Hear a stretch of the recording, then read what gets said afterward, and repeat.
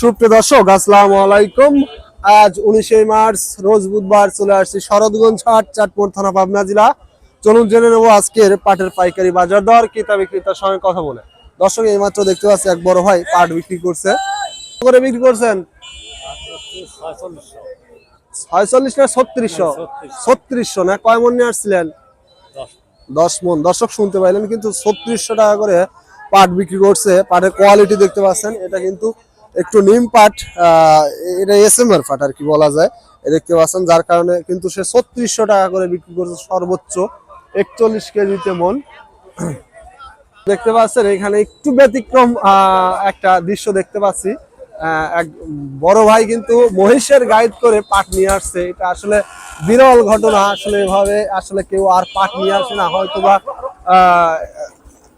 20-50 বছর আগে এইভাবে নিয়ে আসতো পাট বা অন্য অন্য ফসল বিক্রি করতে। হঠাৎই এই বড় ভাই দেখতে পাচ্ছেন পাট নিয়ে আসছে মহিষের গাড়িতে। দর্শক, দেশ বা দেশের বাহিরে যে যেখান থেকে যুক্ত আছেন, চ্যানেলটি সাবস্ক্রাইব করে পাশে থাকবেন। দর্শক, দেখতে পাচ্ছেন এখানে একটি পাটের অলরেডি দরদাম করতেছেন। চলুন জেনে নেই সর্বোচ্চ কত দাম বলেন। তবে পাটটা কিন্তু এসএমআর পাট। এটা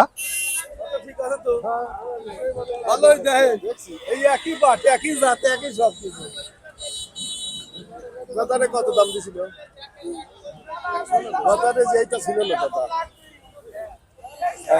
দর্শক, এই দেখতে পাচ্ছেন পাটটা আসলে মিলসাট পাট হয়ে গেছে। মানে উপরে একটু ভালো দেখা যদিও যায়, তবে ভিতরটা আসলে খারাপ আছে। যে মিলসাট পাট,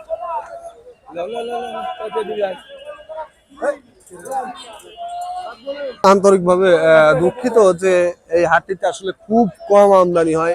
এই যে যে পাঁচটায় দেখতে পাচ্ছেন, একটা গাদা আর একটা এই পাঁচটা, এই দুই জায়গায় কিন্তু পাট কেনা বেচা হয়েছে। তারপরে যে হাটটি বসে, এটি একেবারে মানে ভোরবেলাতে, ভোর 5:30টার দিকেই বেচা কিনা হয়ে যায়। আসলে এই টাইমে আপনাদের ভিডিও করে দেওয়ার মতো অবস্থাটা আসলে থাকে না, যার কারণে একেবারেই মানে কষ্টজনক বিষয় এটা। আমি নিজেও আন্তরিকভাবে দুঃখিত যে এই হাটটিতে আসলে ভিডিও দেওয়া খুবই টাফ হয়ে যাচ্ছে। যেটা এত সকালে আসলে ভিডিও করা কখনোই সম্ভব হয় না। দর্শক, দেখতে পাচ্ছেন এখানে কিন্তু এই পাটটির দরদাম হচ্ছে মিলসাট পাট। কি বললেন?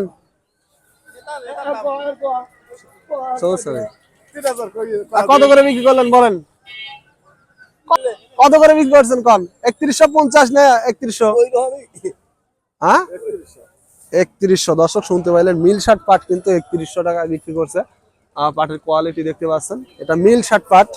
আসলে আমদানি খুবই কম, আর ভোরবেলাতে বেচা কিনা হয়ে যায়, কিন্তু এই কারণে কিন্তু আমি সঠিকভাবে আজকের পাটের নিউজ দিতে পারতেছি না।